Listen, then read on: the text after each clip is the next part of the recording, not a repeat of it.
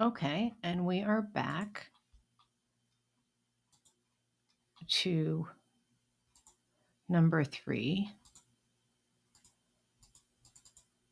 of our videos, which for some reason my PowerPoint did not advance, but we'll get there in a second when we start talking about new sources. Okay, so there's a factory, the Argonne National Laboratory, right? So they have a permit, they have their requirements of what they're allowed to emit, and say they want to either replace, modify, or add, a new piece of equipment, right? They're going to be doing something else. Okay, that would be a new source, and the new source will have higher technology standards than either fixing or retrofitting existing sources. Okay, so new source, right? Presumably have everything new. You can have it's easier to put the new technology on a new piece of equipment. Okay, right? Because you're starting with this new tech rather than oh, I have to take off this, I have to change this, do all crazy stuff. Okay,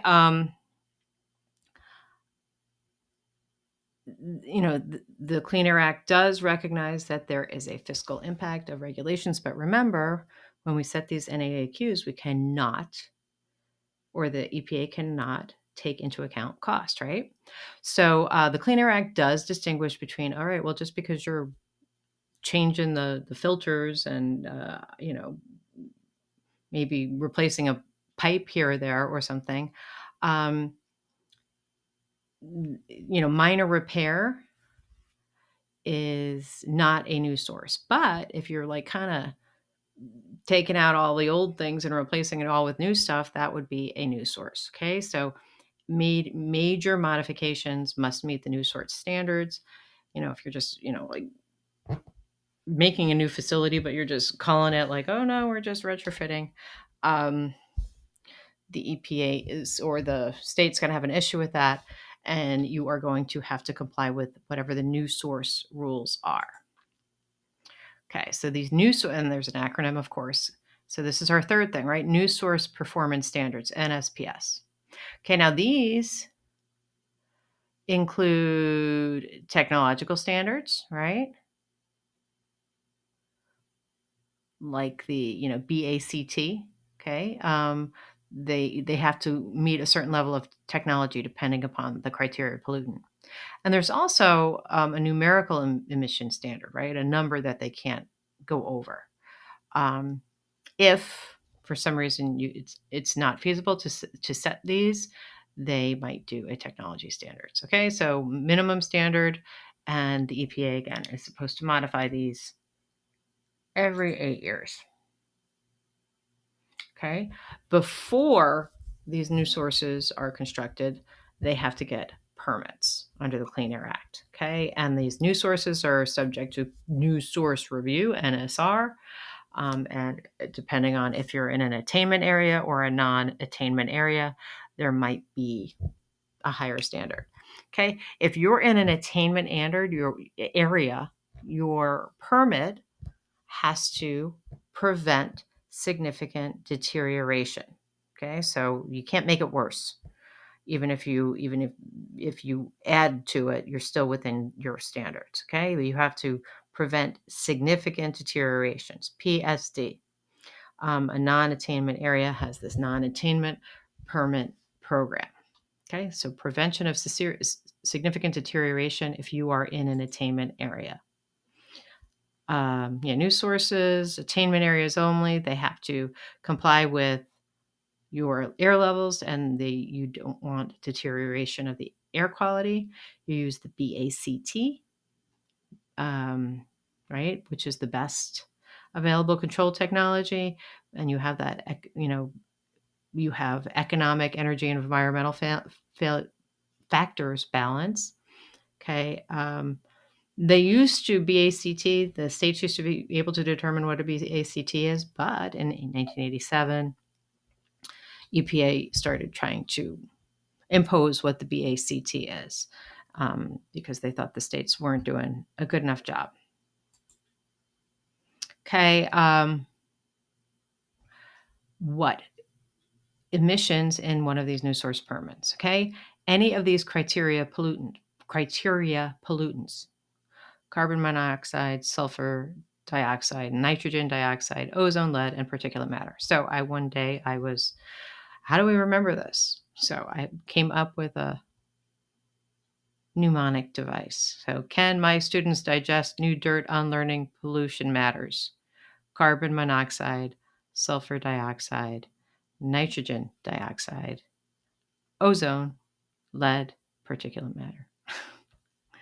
um, Probably won't make it easier for you, but that's our. So these are the emissions that you are going to be regulated under this new source permit.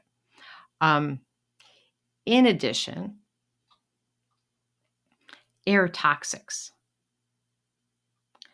They're not required to be regulated by these new source or PSD programs, but they are usually addressed by the states. So these are your hazardous materials, metals, and other substances on a list kept pursuant to the Clean Air Act. So the Clean Air Act, you have to have a list of air toxics, and those ones would be technology based, not health based. Okay, so technology based, BACT.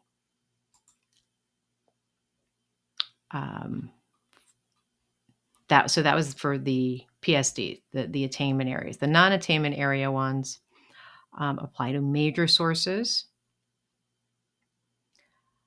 and the states are responsible for these permit programs, and they have a highest technology rate, lowest achievable emission rate, LAER, most stringent limitations. Okay. The new sources have to figure out a way to kind of offset their emissions. So if they're going to say they're a big factory and they have multiple sources, if they pollute, this other source must reduce their pollutants because we can't add to the emissions. Okay, and they must prove that all of their facilities are in compliance with their permits and the requirements of the Clean Air Act.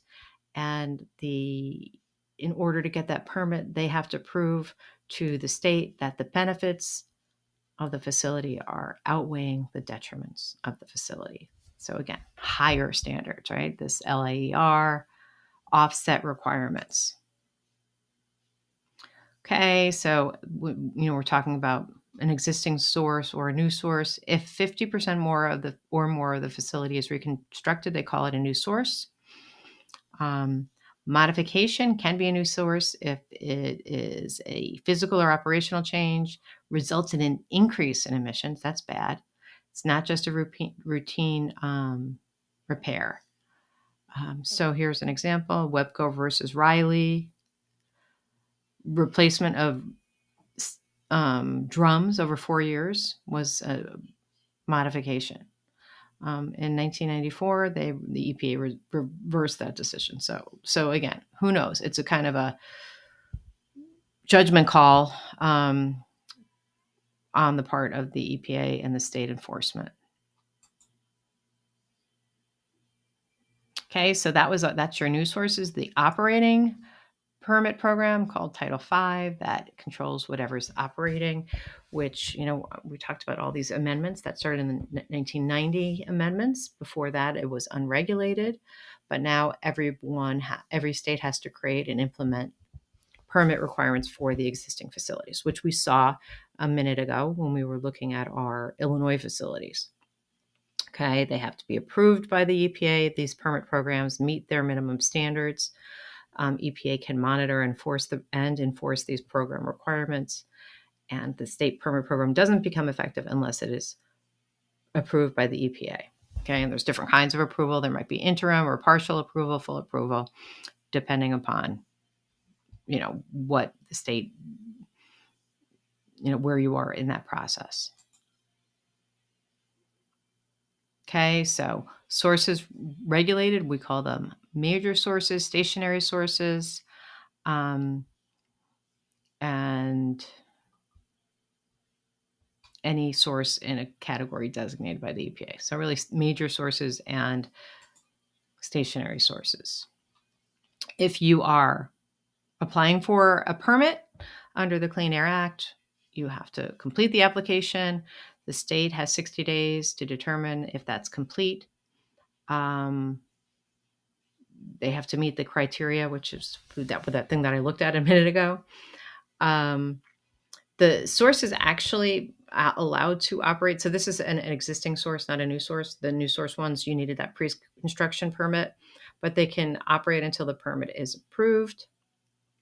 And the final action must be taken within the EPA must take final action within 18 months, or the state, of receiving the application.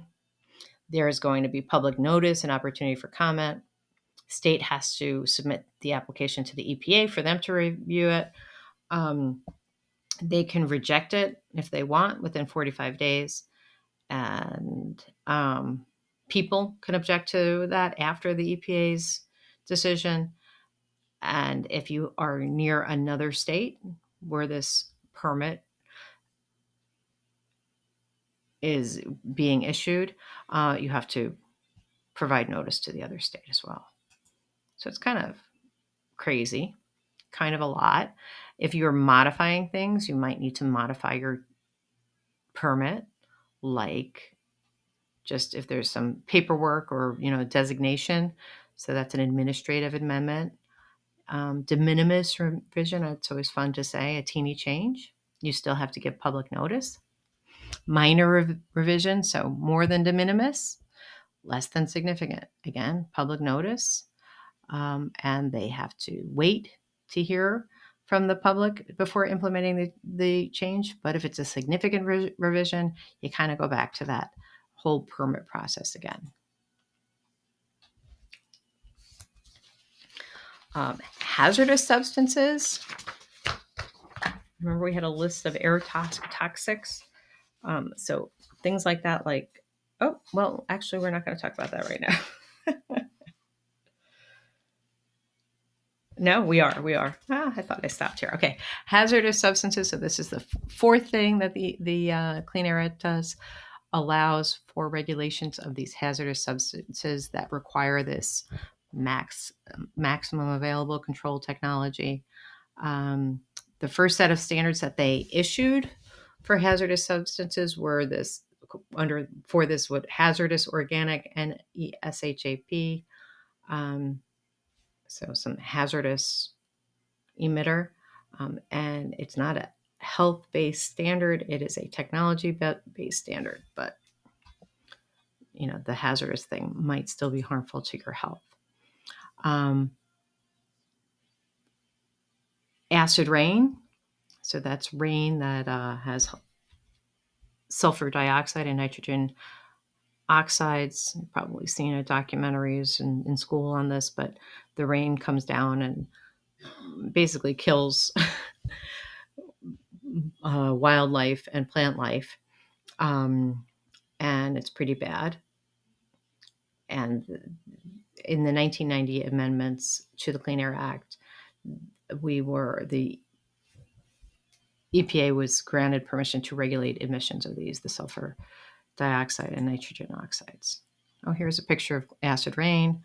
So this little factory is emitting nitrous oxide and sulfur dioxide, and it goes up into the clouds, and it rains acid. It's very bad. Okay, so I think this is where we're going to stop next, but if